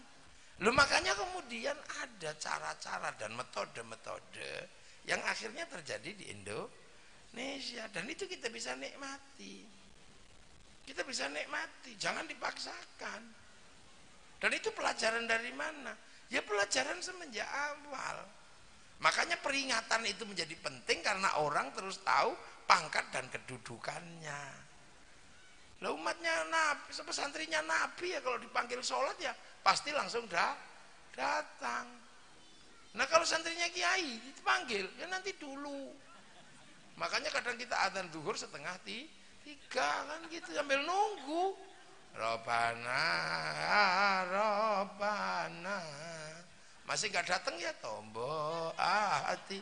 Wong wis pegel ya nambani hatine dhewe. Kalau udah capek dan gak datang baru diuruki jangan jerantal teko. Jadi kan gitu. Makanya ada yang dikir la ilallah gitu. Lah kalau ada yang cuma diem gini ya nggak bisa, yang belakang nggak dengar, nggak bisa menirukan. Dulu seluruh ulama datang ke sini ya pakai jubah, kayak beliau ini jubahan. Tapi bagi yang nanam padi kan masalah. Makanya terus kemudian jubah sebagai baju syar'i dipotong. Potongan baju syar'i namanya sar'un. Nah di sini orang nggak punya huruf ain, punyanya monggo bodongo, maka sarun jadi saruan jadi sarungan. Nah itu fleksibel. Makanya orang kalau pakai sarung fleksibel, sampean mau cingkrang, mau panjang, isbal, terserah. Kalau mau cingkrang tinggal dilinting ke atas lebih tinggi pasti cingkrang. Kalau pengen lebih panjang turunin aja gitu. Tapi yang satu ketika aurat laki-laki itu baina surra wa rubah, ketika takbir antara dada dan pusar, ini pasti sempurna karena di atasnya pasti ada lintingan. Makanya Allahu Akbar pasti nyantol. Nah, Allahu Akbar bergantung-gantung mesti nyantol, nggak ada pentolnya. Jadi titik komprominya ada. Loh, makanya bid'ah itu ada bid'ah sayyi'ah, ada bid'ah hasanah. Nah ini akhirnya kemudian bangsa kita ini selamat, bisa ngajari dengan level-level tertentu. Karena apa? Ya punya ukuran-ukuran tertentu. Oh ini. Nah itu. Nah makanya kalau kita sering peringatan kayak gini, kita tahu. Oh ini di zaman ini. Oh ini di zaman ini. Oh dulu siapa sih yang pertama kali datang ke sini? Oh itu para wali. Loh kenapa wali? Yang ke Eropa panglima perang, yang ini sahabat, yang ke Indonesia kenapa wali? Karena Indonesia itu jauh, masuk ke sini itu setelah Rasulullah. Lah bangsa sini ketika Rasulullah berdakwah di sana, ini sudah jadi bangsa. Tahun 400 Masehi Jawa Barat sudah punya kerajaan Tarumanegara. Jadi kita ini bukan bangsa bolong. Tahun 300 Kutai Kertanegara sudah punya kerajaan. Tahun 600 berdiri kerajaan Mataram di Jawa Tengah. Tahun 800 berdiri Candi Borobudur. Jadi kita komplit sebenarnya. Makanya kalau ada yang mengatakan Islam masuk ke Indonesia itu situasinya bahula, ini nggak benar. Ini sudah maju. Berbicara hukum tata negara, kita punya kitab Negara Kertagama. Berbicara bagaimana bermasyarakat, kita punya kitab Sutasoma. Loh, makanya kita punya bangsa sejajar. Ceritanya sama. Kalau berbicara cinta, orang Eropa punya kisah cinta Romeo Juliet, orang Cina punya Sampai Ingtai, orang Arab punya Kais dan Laila. Kita juga punya kok. Andi-andi lumut ada. Iya kan, Junjung Buir, Tambung Mangku, lo komplit kita. Di sana ada orang kuat namanya Samson. Di sini juga ada Bandung Bondowoso, ada si Pahit Lidah. Di sana ada cerita ibu tiri yang kejam namanya dalam kisah Cinderella. Kita punya bawang putih, bawang merah. Sana ada binatang bisa ngomong dalam kura-kura ninja, kita punya kancil nyuri timun. Apanya yang beda? Sama kayaknya. Artinya sama. Ini sebagai sebuah tolak ukur bahwa Islam ketika tahun 1300-an masuk ke sini, ketemu bangsa yang sudah jadi, sudah majunya luar biasa. Dan itu bisa kita lihat, setiap bangsa itu kan punya kecenderungan untuk bersenandung. Senandung, ini nyantai-nyantai. Orang Arab ketika bersenandung, alat musiknya apa? Terbang itu, terbuat dari kayu dan kulit. Orang Eropa gitar terbuat dari kayu dan tali. Orang Cina sitar, kayu dan tali. Tapi orang Indonesia alat musiknya gamelan terbuat dari logam. Artinya hanya bangsa yang menguasai ilmu pertambangan yang maju dan penguasaan metalurgi yang mapan mampu membuat alat musik dari logam. Ini. Makanya sekarang orang nanya, kenapa pasukan Cina ketika bawa keramik ditenggelamkan? Lah zaman segitu keramik ya kalah kuat sama logam, gak ada artinya. Ngapain ngurusi keramik wong kita punya logam? Baru sekarang sebagai barang antik kan gitu. Itu. Nah, jadi sudah punya struktur. Makanya jangan heran. Terus kemudian kita ini bangsa lemah, bangsa tertindas. Kata siapa? Kita bangsa yang lemah. Kalau Arab pernah ditaklukkan Mongolia, habis lulu lantak diajar Mongolia. Cina lulu lantak diajar Mongolia zaman Genghis Khan. Eropa lulu lantak diajar Genghis Khan, habis semua, baik Eropa, Cina maupun Arab. Tapi begitu bangsa Mongolia Genghis Khan mau masuk ke Nusantara, habis diajar sama Kertanegara dari Singasari. Loh, kalau berbicara tentang bangsa penakluk, satu-satunya bangsa yang bisa menaklukkan Mongolia adalah bangsa dari Nusantara. Loh, makanya buka, open mind. Jadi kenapa Islam di Indonesia itu maju? Kenapa Islam di Indonesia itu kuat? Karena waktu datang ke sini ketemu peradaban yang maju, ketemu peradaban yang jaya. Makanya kalau baru belajar kemarin sore jangan sok-sokan. Tiba-tiba Islam di Indonesia jahiliyah loh, ya apa tuh? Itu bahasa yang maju. Makanya sudah nggak ngomongin yang kecil-kecil tadi itu. Kalau Islam itu liutamima makarimal akhlak, akhlaknya orang ini sudah jadi, tinggal diisi agama. Cerita surga. Ya di sini kalau surga diceritakan banyak airnya. Orang Cikarang banyak sekali air depan rumah. Diceritani bahwa di surga itu banyak buah-buahan, di sini cipluan banyak di ladang-ladang mulai dari kesemek sampai duwet itu banyak. Kalau diceritakan bahwa di surga banyak sekali perempuannya, orang sini tuh nggak pernah mikir surga perempuan banyak. Kenapa? Karena orang sini punya satu di dunia aja pusingnya luar biasa, sampai nggak keurus tadi itu. Kalau di Arab perempuan itu nurut karena seluruh resources dicari oleh laki-laki, berburu laki-laki, perang laki-laki. Kalau di sini perempuan nyaman bisa hidup sendiri, kerja di pabrik hidup. Itu ngurus padi, ngurus sawah hidup, ngurus bebek hidup. Makanya perempuan di sini merdeka. Makanya berani-berani sama laki. Independen perempuan di sini. Tinggal mati laki-laki hidup. Makanya kalau perempuan menjanda lebih kuat daripada laki-laki menduda. Perempuan menjanda 20 tahun tahan. Laki-laki menduda 3 hari udah langsung datang ke kuburan gitu kan. Langsung mayatnya dilangkai. Wah, tetangga nanya, kenapa mayat suami istrimu kamu langkai? Ya dulu dia bilang jangan menikah lagi, kalau mau nikah lagi langkai dulu mayatku. Ya langkai sekarang. Ini sebagai tolak ukur agar kita tahu proses dari Makkah ke sini ini nggak datang dengan tiba-tiba, nggak datang dengan tiba-tiba. Itulah. Makanya kita selalu ingetin itu. Nah, yang paling seru dan paling serius yang harus dipikir oleh kaum muslimin para wali yang datang ini adalah bagaimana kemudian Islam tidak memperkeruh suasana. Suasana apa? Suasana kerukunan. Kerukunan antar anak bangsa yang berbeda suku, berbeda agama, berbeda bangsa ini jangan dirusui. Karena di sini ini sudah rukun Bhinneka Tunggal Ika. Itu. Lah berhubung yang datang ini kelasnya wali, ya tahu. Coba kalau kelasnya ustadz, pasti ribut, bid'ah, ustadz ya. Tapi karena yang datang ke sini kelasnya wali, ya tahu bagaimana bikin teks yang paling bagus untuk kondisi Nusantara. Lah kenapa wali? Karena Hindu di Indonesia yang boleh ngomong agama adalah Brahmana. Lah Brahmana di bawahnya ada kesatria para raja, nggak boleh ngomong agama. Di bawahnya ada Wisya, ini para pegawai negeri, nggak boleh ngomong agama. Di bawahnya ada Sudra, petani pedagang.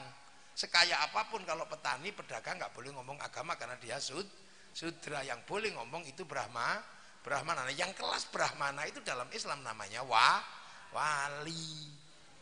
Gitu loh. Sama-sama la khaufun alaihim walahum yahzanun. Makanya yang imbang dengan Brahmana itu wali. Makanya santri selalu mengatakan yang menyebarkan Islam di Indonesia itu para wali. Nah, itu teoritis.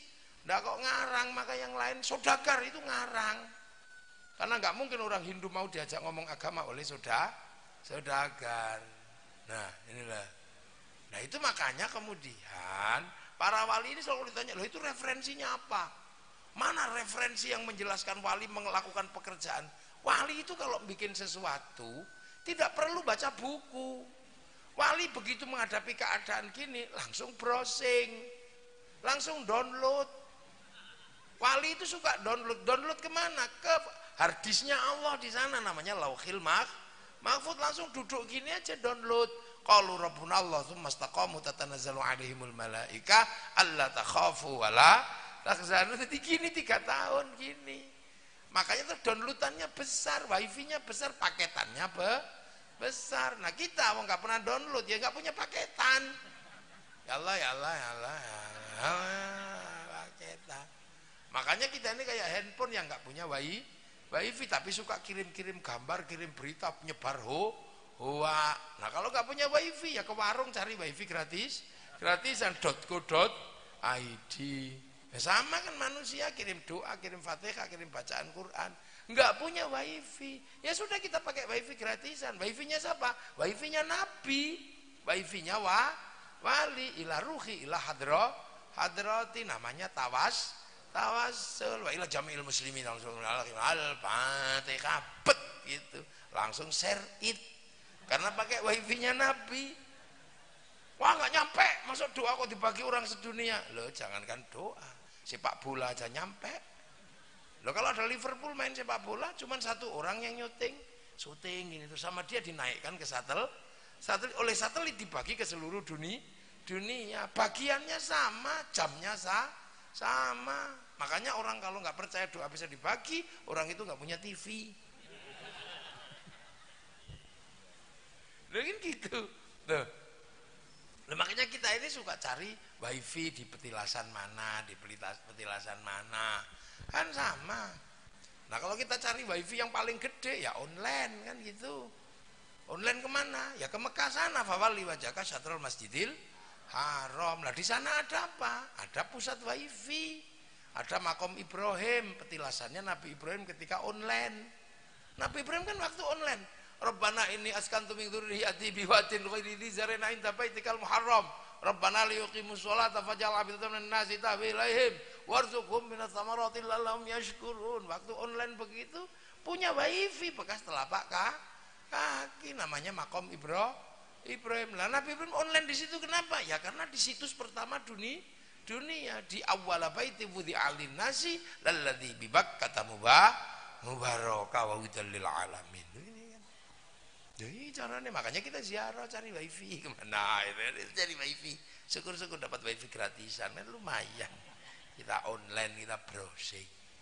Nah wali-wali inilah yang tahu kondisi waktu itu bahwa Islam harus dikembangkan di sini, di tempat yang sudah maju setelah mengalami kegagalan di beberapa tempat. Bahkan ketika gerak ke Persia Sayyidina Husain terbunuh.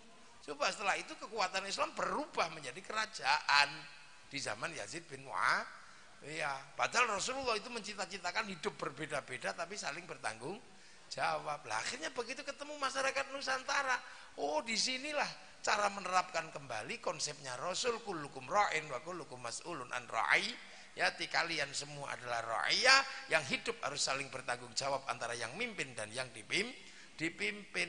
Lahirlah konsep ra'iyahnya Rasulullah di Indonesia. Ra'iyah adalah orang yang hidup beda agama, suku, bangsa dan lain-lain, tapi hidup bersama saling bertanggung jawab. Ra'iyah itu yang akhirnya diterapkan dalam konsep hidup kita, diserap menjadi rakyat. Lu jadi rakyat itu bahasanya Rasulullah, bukan bahasanya PKI. Kalau PKI itu proletar, komunis. Nah orang miskin, orang bawah ini, masyarakat bawah mimpin, tidak bisa.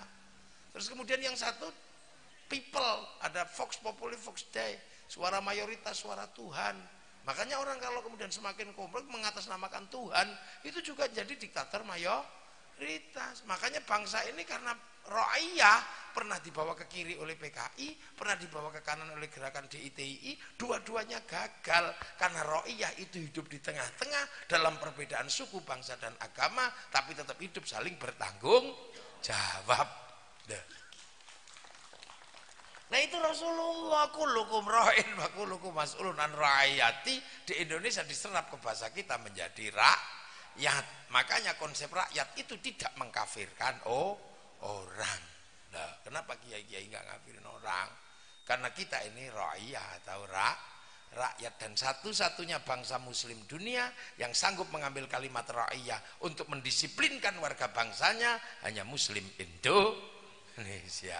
Nah, ini makanya kalau ra'iyah itu ngumpul namanya musyarakah. Lahirlah istilah masyarakat. Nah kalau musyarakah itu berbeda faham, wasyawirum fil amri, lahir konsep musyawarah. Lu kok tiba-tiba hidup berbeda-beda tapi saling tanggung jawab? Apa ndak liberal? Ya ndak. Kalau kamu mau mimpin di antara perbedaan suku, bangsa dan agama dalam konsep ra'iyah, maka pimpinlah dengan hikmah. Ud'u ila sabili rabbika bil hikmah. Makanya kerakyatan yang dipimpin oleh hikmah. Jago nenek moyang kita itu. Dan itulah yang akhirnya kemudian karena yang buat konsep itu adalah para wali, maka teritorinya disebut wilayah, dan wilayah itulah yang akhirnya berubah menjadi Negara Kesatuan Republik Indonesia. Nah, itu makanya penerus para wali NKRI harga mati. Terus pemimpin tertingginya Majelis Permusyawaratan Rakyat, Dewan Perwakilan Rakyat, yang mengambil keputusan. Hakim kumpulannya namanya mahkamah. Loh, mana ada negeri dengan struktur seperti itu? Loh, karena ruangnya seperti itu, maka muslim di Indonesia bukan semakin kecil, wadahnya jadi, isinya semakin besar. Dan setiap ada event apapun kita tasyakuran, la in syakartum la azidanakum, ditambah. Makanya negeri-negeri yang lain nggak syukur, sudah hafal Quran dibilang bid'ah, ya remuk negaranya. Itu Ikhwanul Muslimin nggak syukur di Mesir, sudah banyak kaum muslimin nggak syukur, nggak mau ketemu dengan agama lain, perang di Mesir. Ikhwanul Muslimin akhirnya ditolak sama masyarakat Mesir, bahkan Mursi digantung sendiri sama orang Mesir. Suriah sudah berbahagia, punya peradaban maju, tiba-tiba nggak syukur, bikin khilafah, Hizbut Tahrir, jebol bangsanya.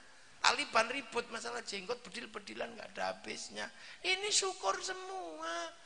Tonggoku sudah sholat, alhamdulillah, walaupun masih mandar tugel, alhamdulillah, masih disyukuri sini kok. Enggak, alhamdulillah. Itu kemarin senajano kadang masih jualan, tapi ternyata sudah mau pakai jilbab, wis dongakno sesuk wis gak dodolan. Gitu. Kita ini paling pandai bersyukur. Makanya seluruh event apapun kita syukuri. Termasuk kelahiran Nabi kita syukuri dengan acara seperti ini. Tapi kurang komplit. Ini mulutan jenis baru. Ini peringatan Maulid Nabi model anyar, pidato itu. Mulutan yang asli itu ya makan itu. Loh, Mulutan itu yang asli itu bukan pengajian. Ini pengajian itu mulutannya Sayyid Salahuddin Al-Ayyubi, persiapan perang di Antokia.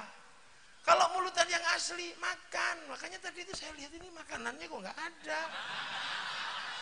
Tapi kalau nggak saya jelaskan, jangan-jangan tahun depan tetap begini lagi. Mulutan sepi. Mulutan itu makan. Makanya kita yang dari kampung-kampung tahu loh itu makanannya keluar itu kayaknya. Nah itu langsung dirasani gak terima langsung makanannya betul. Jadi gini lah ya. Jadi mulutan itu awalnya itu ya makan. Karena apa? Karena Rasulullah kalau memperingati kelahirannya itu puasa. Nah begitu Rasul puasa, sahabat itu mesti pulang nyari istrinya ke dapur-dapur. Dek, punya makanan apa yang enak? Rasul puasa, masaklah. Nanti sore kita saingan sama tetangga kita. Jangan sampai kalah enak makanan kita. Wah akhirnya kalau Rasul puasa sore itu udah bau roti, bau daging. Kemudian sore dibawa kepada Rasul, ya Rasul. Ini, oh ya. Punyamu apa? Gulai. Aku pingin nanti minta dikit ya. Ya sama teman-temannya itu. Wah enak punya aku cilok katanya. Ya nanti. Itu cilok, punya aku cireng. Duh, nah yang kayak gitu coba itu terjadi. Nah, sahabat itu ketika bawa makanan ke Rasulullah, apa sih yang diharap-harap? Yang diharap-harap itu doa Rasul ketika mau makan, Allahumma barik. Nah itu aja yang diharap-harap. Sahabat itu kan paling iseng kalau berharap doa Nabi. Orang mau bersin aja nunggu ada Nabi, diempet. Begitu ada Nabi, wajeng. Alhamdulillah. Terus Rasulullah, yarhamu. Kalau dapat yarhamu kallahnya Nabi, nggak dibakar sama api neraka. Sama. Ada sahabat itu kalau Nabi salam nggak dijawab. Assalamualaikum ya Rasulullah. Assalamualaikum Kang, nggak jawab. Assalamualaikum, nggak jawab. Assalamualaikum warahmatullahi wabarakatuh, nggak jawab. Sampai akhirnya waalaikumsalam. Sahabat kamu itu loh disalami Nabi kok nggak jawab. Siapa yang dapat salam 3 kali dari Nabi kalau nggak aku? Jadi kehidupan sahabat itu indah, nggak serem. Laqad ja'akum rasulun min anfusikum azizun 'alaihi ma 'anittum harisun 'alaikum bil mu'minina raufur rahim. Kok serem? Enggak, Rasul itu suka gurau juga sama sahabat. Yang paling sering diajak gurau kan Sayyidina Ali. Kalau lagi makan kacang gitu yang ngupas Sayyidina Ali. Tapi kasih Rasulullah, tapi kulitnya ditumpuk di depan Rasulullah. Jadi seolah-olah Rasulullah itu paling banyak menghabiskan kacang. Itu Sayyidina Ali enggak ada. Terus gurau, ya Rasul apa? Rasulullah kok makan kacangnya banyak sekali gitu. Sampai kulitnya numpuk segitu. Iya Li, lama nggak makan kacang. Nah aku lihat kamu sekarang kok geragas temen. Lah kenapa? Loh sampai kulit-kulitnya nggak ada kok makan pokoknya. Lo canda, Rasulullah itu canda. Ya guru juga. Jadi jangan bayangkan setiap hari Rasulullah itu mengeluarkan hadis kayak mesin fotokopi itu, yang enggak, guru juga. Ngawur ya sampean. Ya Rasul, loh ya kayak gitu itu. Ya Rasul, apa? Aku ya Rasul, miskin saya ini. Nah terus, mbok saya ini didoakan kaya ya Rasul. Nanti kalau saya udah kaya, saya akan beli kuda terbaik. Nanti kita sore-sore boncengan lah. Kalau sekarang mungkin doakan sudah dapat kaya, nanti beli Ferrari, nanti kita jalan bareng ya. Nah bener akhirnya doa Rasulullah itu dikabulkan. Lama-lama orang ini kaya, beli kuda yang paling baik. Kuda terbaik dia beli. Setelah itu Rasulullah, ya Rasul, loh siapa kamu? Saya ya Rasul yang dulu diminta didoakan kaya dan berjanji beli kuda terbaik. Itu sudah saya beli. Sekarang kita mari jalan-jalan ya Rasul. Ya udah tunggu tak mandi dulu. Ya Rasul mandi pakai wangi-wangian. Nah kudanya ditaruh depan rumah Rasul. Begitu Rasulullah keluar, balik lagi. Nggak jadi katanya. Loh kok nggak jadi ya Rasul? Wong itu anakan kuda. Wong kuda anakan gitu, anakan kuda kan itu. Bukan ya Rasul, itu kuda dewasa. Enggak, tadi tak lihat anakan kuda. Iya ya Rasul, itu udah kuda terbaik. Enggak, aku lihat tadi anakan kuda. Akhirnya nangis. Baru Rasulullah guru, iya. Memang ada anakan apa kuda itu anakan unta kan nggak pernah ada. Ya namanya kuda itu ya anakan kuda katanya. Ya gitu sih jadi indah Rasul itu. Apa jangan bayangkan Rasul itu kayak cerita orang-orang sekarang yang galak-galak itu enggak. Itu iseng aja sebenarnya.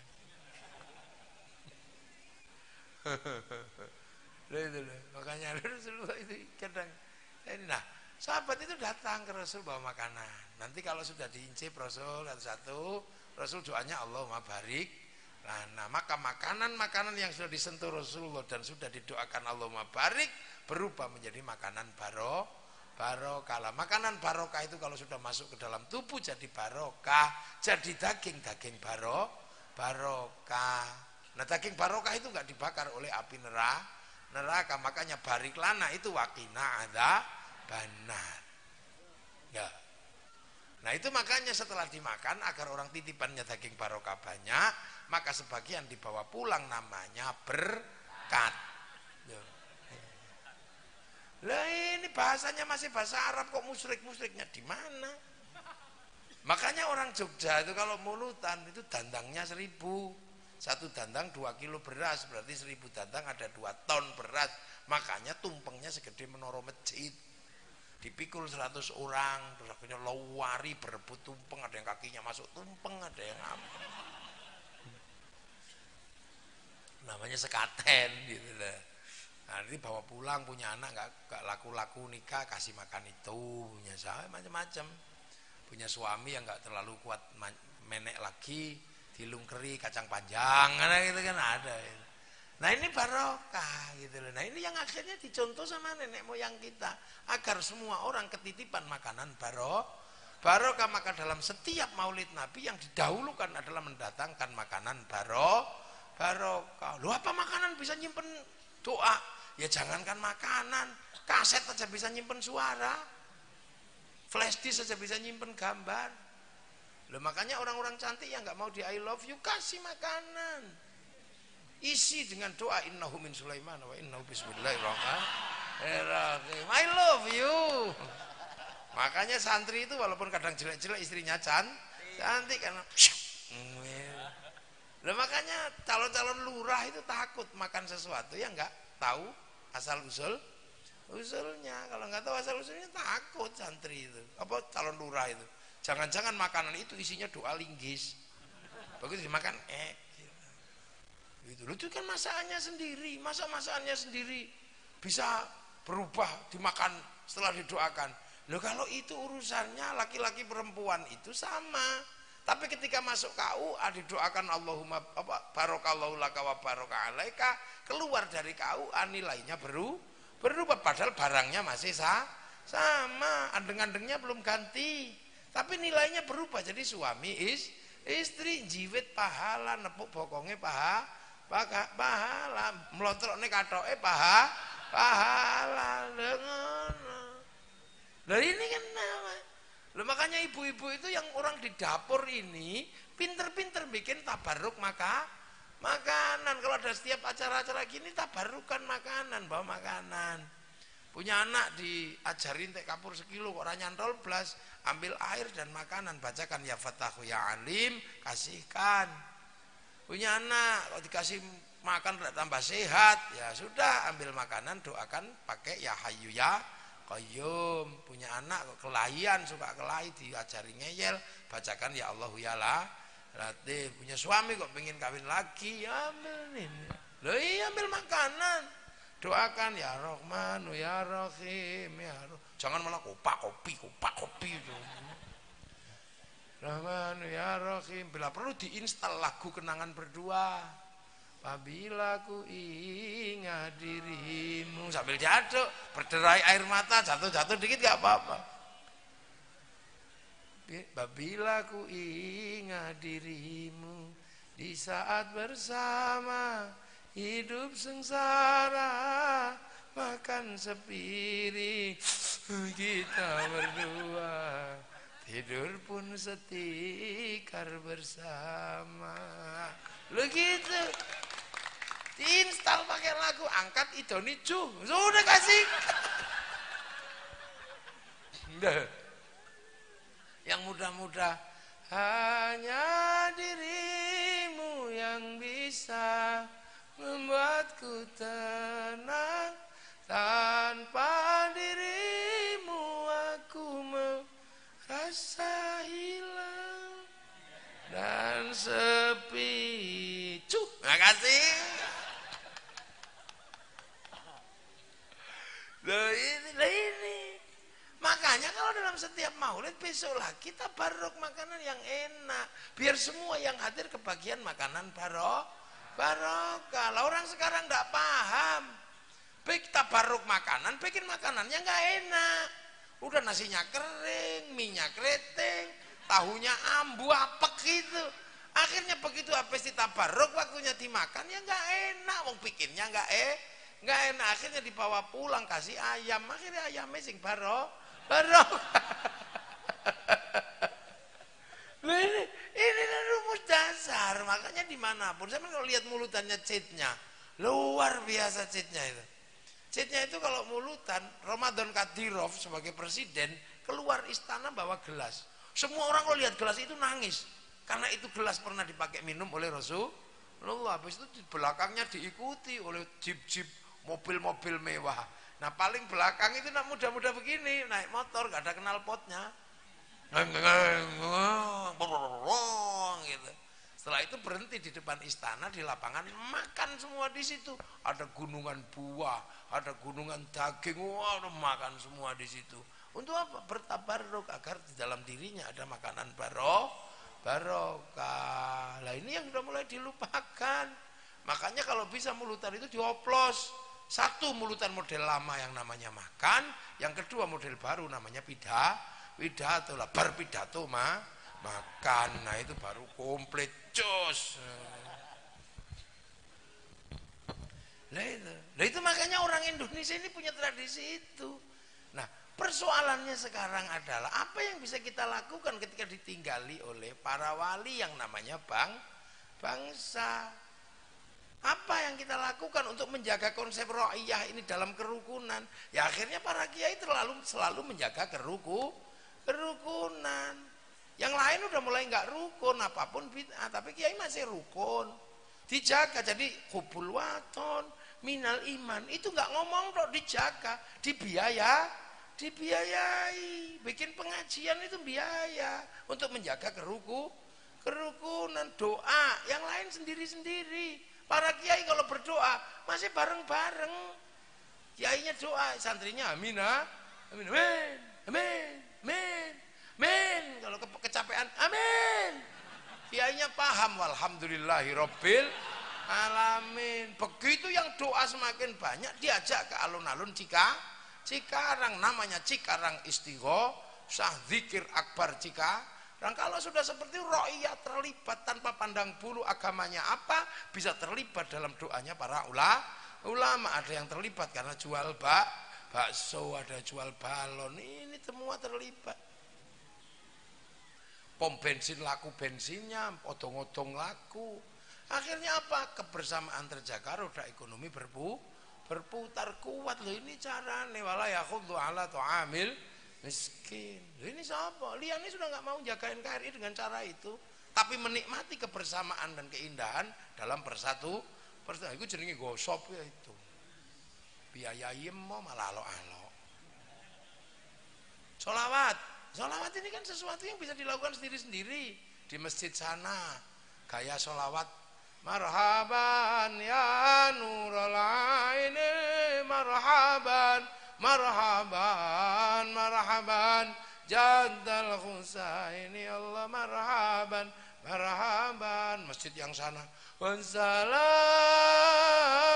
mustamirun kulakhini atajaddat. Ibu-ibu di kampung sana, ya Rasulullah salamun alik dadadeng ya Rawi ya. Yang dari Jawa, ya Nabi salam alaika, ya Rasul salam alaika, Anglia numpak perahu lah. Yang dari Sunda, ya Nabi salam alaika, ya Rasul salam alaika, salam, assalamun alaikum. Wah, akhirnya di tangan para ulama disatukan. Akhirnya begitu disatukan, Cikarang bersolawat. Wah, semuanya terlibat, dari yang jual bakso sampai jual sepanduk, sampai jual slayer, sampai jual gagang pancing. Oh,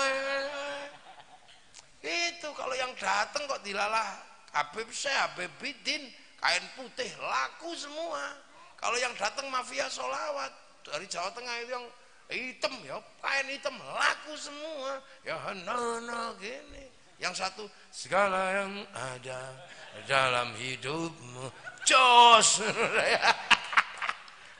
Ini kalau nggak para ulama yang ngatur ini nggak jadi. Kebersamaan atas nama landasan agama liannya sampean. Lainnya sudah pisah-pisah.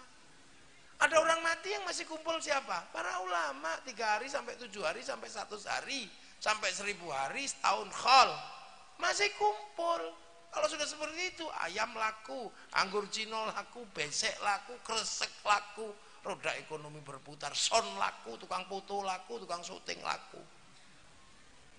Terus kemana? Ziarah. Kalau sudah ziarah, bis pariwisata lah, laku. Sampai di makam wali orang jual nasi laku, jual katok laku, sampai copet bisa hidup di situ.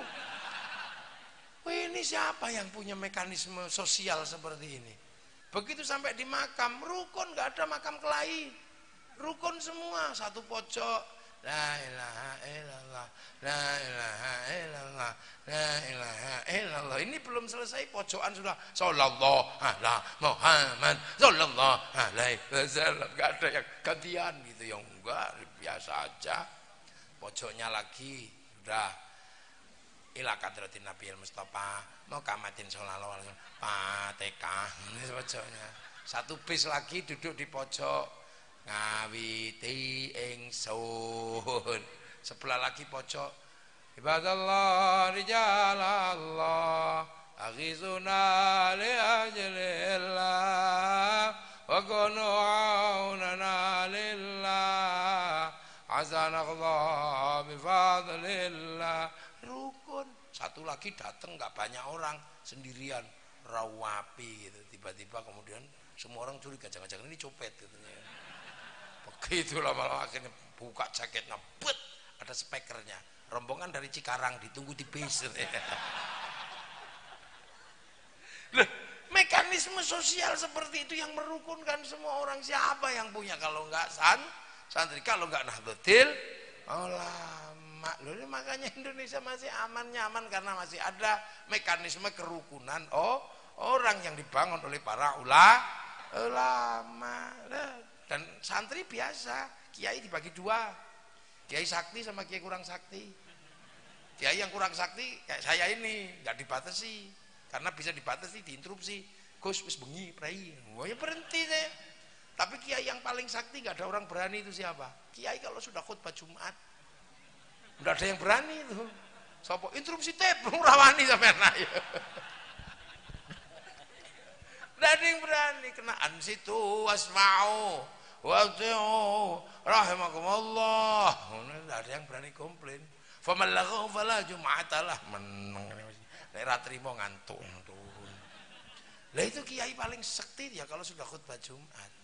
Makanya biar nggak ngawur kalau khutbah, suruh baca teks sama dikasih tongkat. Makanya kalau baca teks ya tenang, itaqullah. Lepas teknya, sepul kipas angin bubar itu teknya. Dan kalau masih ada tongkatnya nggak mungkin gini-gini, karena kalau tongkatnya digini-gini tongkatnya jatuh. Makanya sampean lihat aja, begitu teknya nggak ada, tongkatnya nggak ada, saudara Jokowi mesti gitu. Makanya kalau nyari yang produk gitu-gitu, cari aja, lihat tongkatnya ada nggak masjidnya. Ini. Jadi makanya orang di Indonesia ini bisa merasakan betul, ya karena cara-cara seperti ini yang sangat sederhana.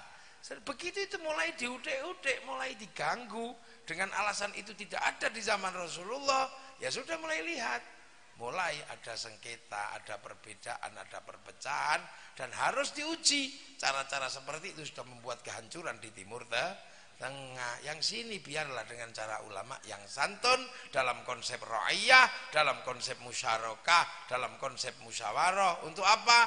Untuk mendiami wilayah tinggalan para wali demi tegaknya negara kesatuan Republik Indonesia. Makanya santri itu kalau sudah urusan kebersamaan nggak pernah mundur. NKRI butuh bendera bersama, ya itu dulu bendera itu. Perang ya perang. Makanya orang di Jawa dulu kalau pengen merah putih itu dulu minta nyawa banyak itu merah putih itu. Sekarang nggak minta nyawa. Dulu minta nyawa. Di Jawa kalau ngibarkan merah putih tembak. Makanya orang Jawa kalau ngibarkan merah putih dalam rumah. Nah Belandanya biar masih curiga tiangnya dikasih tebu, masih curiga tiangnya dikasih padi, masih curiga dikasih kelapa, masih curiga dikasih pisang, masih curiga bawa tumpeng sama ingkung. Akhirnya cuma mau makan tuh orang ini. Begitu nasinya habis, ayamnya habis, padi mengering, tebu mengering, kelapa rontok, pisang rontok, yang tersisa tinggal merah putih di dada kami anak Indonesia. Lu itu caranya dulu. Orang Jawa Timur ya gak kurang galak, begitu ada merah putih biru ya langsung birunya disobek gitu aja. Akhirnya Belanda membombardir Surabaya sampai akhirnya korban berjatuhan. Kiai Hasyim Asy'ari mengambil sikap perang melawan Belanda dan sekutu adalah kewajiban jihad, tertuang dalam resolusi jihad tanggal 22 Oktober. Meledak 10 November, maka 10 November hari pahlawan, 22 Oktober hari santri. Merah putih minta nyawa dan darah. Sekarang sudah nggak minta itu, mintanya cuma hormat bendera gitu aja ribut. Ada yang bilang bid'ah, ada yang bilang musyrik. Ini mesti zaman perang nenek moyangnya mata-mata Belanda.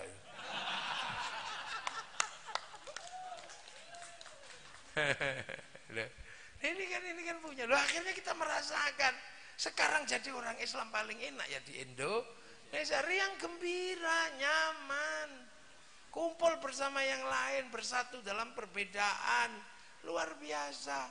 Toh Rasulullah juga pernah mengajarkan seperti itu. Dicontohkan di masyarakat Madinah. Kalau ada dalilnya, Rasulullah pernah menyatakan mayuridillahu bi khairan yufaqihu fiddin. Siapa yang dikehendaki menjadi baik oleh Allah dikasih ngerti dalam urusan agama. Nah, khairan di situ nakiro. Khairan itu kalau nakiro maknanya khairan kamilan, kebaikan yang sempurna. Nah, lah manusia nggak akan pernah baik secara sempurna. Itu kan yang baik sempurna itu hanya Allah. Manusia kalau baik bareng-bareng. Contoh pengajian ini baik apa enggak? Yang paling baik siapa? Ya ini. Iya, kalau pengajian ini baik, yang paling baik ya ini. Kiainya. Makanya yang namanya orang baik minumnya degan. Masih ada ini. Oh, masih ada duduknya. Duduknya beda sama Kiai Hayatin saya. Punya saya lebih empuk. Nah, kan ada rotinya ini. Kan orang baik. Kasih mic, duduk begini-begini juga nggak apa-apa, orang baik. Loh, tapi karena baik itu nggak bisa berdiri sendiri, maka saya nggak boleh mengatakan yang paling baik. Karena saya baik terlihat di sini karena diundang sama Kiai. Kalau Kiai Yatin nggak ngundang saya, nggak kelihatan di sini. Nah kalau saya gitu baik mana saya apa beliau? Ya nggak bisa, saya nggak datang, beliau juga jelek pengajiannya. Kacau ini nanti kalau udah terusin.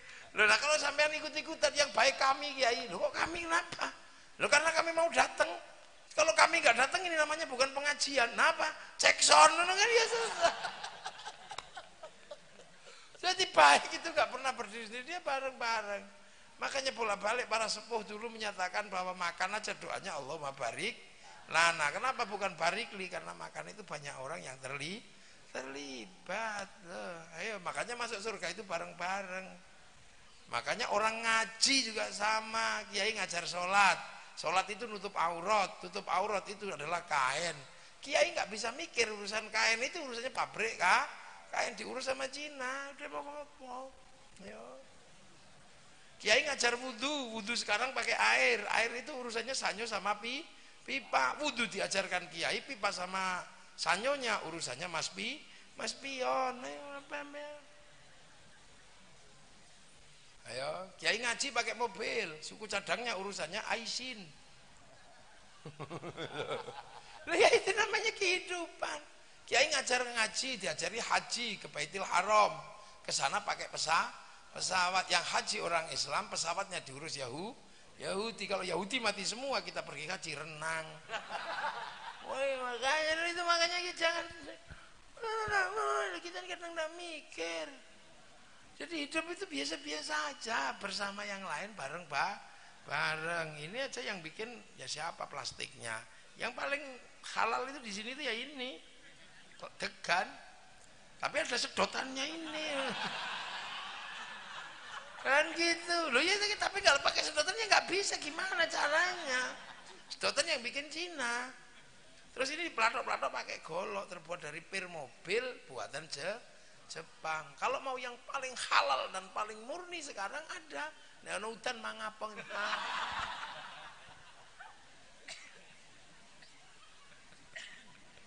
Loh, makanya kita nyampein sesuatu ini nggak usah serius-serius sambil gurau aja. Kenapa? Kita kadang sedang mentertawakan diri sendiri. Bank haram, riba haram. Lah riba dari dulu haram. Tapi kalau bank itu kamu bilang riba, duduk dulu kita di sini. Karena bahaya kalau bank itu haram, riba itu bank itu haram, sementara kita kemana-mana masih pakai uang apa? Loh sudah jam 00.30. Saya mesti ke Kendari ini. Makanya saya kadang ngaji itu kalau ini ada 1 jam tadi.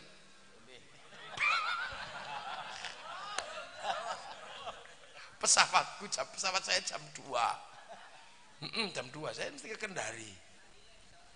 Apa? Pondok. Iya, apa? Punya saya.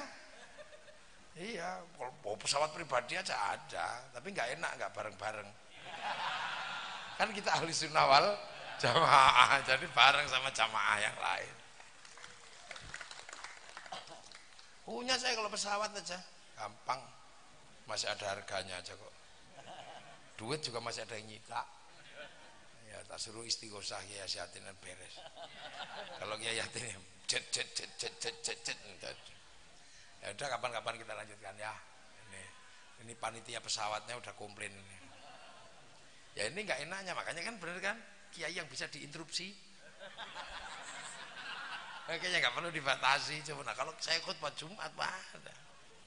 Ini sebenarnya enak tapi mana? Nggak bisa dong kan, nggak bisa kan. Begitu ini dibuang nggak bisa. Udah. Mana caranya? Ya sudah kapan-kapan lah kita minum. Yang penting wis tak icipi ini. Semoga sapa sing arep jikuk ngono. Semoga semuanya dalam ridha Allah. Kita diakui sebagai umat Rasulullah. Besok dapat syafaat. Al-Fatihah. Alaihim ghairil maghdubi alaihim waladdallin. Amin. Bismillahirrahmanirrahim. Alhamdulillahirabbil alamin. Hamdan na'imin hamdan syakirin. Hamdan yuwafi ni'amahu kafihu mazida. Ya Rabbana lakal hamdu kama yanbaghi li jalali wajhikal karim wa 'azimi sultanik. Allahumma ftah alaina futuhal 'arifin bikmatika wa sallallahu rahmatak wa zakina wa nasina bridika ya Allah ya Allah. Wa bihaqqi rabbana nas'aluka min dzurriyyati biwatin ghairi dzurriyyati bitikal muharram. Rabbana liyuqimus salata faj'al minhum مشكورون اجعل لنا ذرية من علمنا الخير عبادا وسلم وقسنا والآخرة ورزقنا رزقا حلالا من الله وجعلنا أمة سيدنا محمد الله وجعلنا يا بين أمتنا مشايخنا وجد مشايخنا يا الله اللهم اغفر لهم وارحمهم واعف عنهم وارحمهم واجرهم ومجل قبر مدمر الجنان من لا إله إلا الله محمد رسول الله في حق من يرجينا ربك راضية مرضية وذل في عباده ومجل خذ النار صلى الله عليه وسلم محمد الحمد لله رب العالمين. الفاتحة. Siratal ladzina an'amta 'alaihim ghairil maghdubi 'alaihim waladdallin. Amin. Assalamualaikum warahmatullahi wabarakatuh. Allahumma shalli ala sayyidina Muhammad.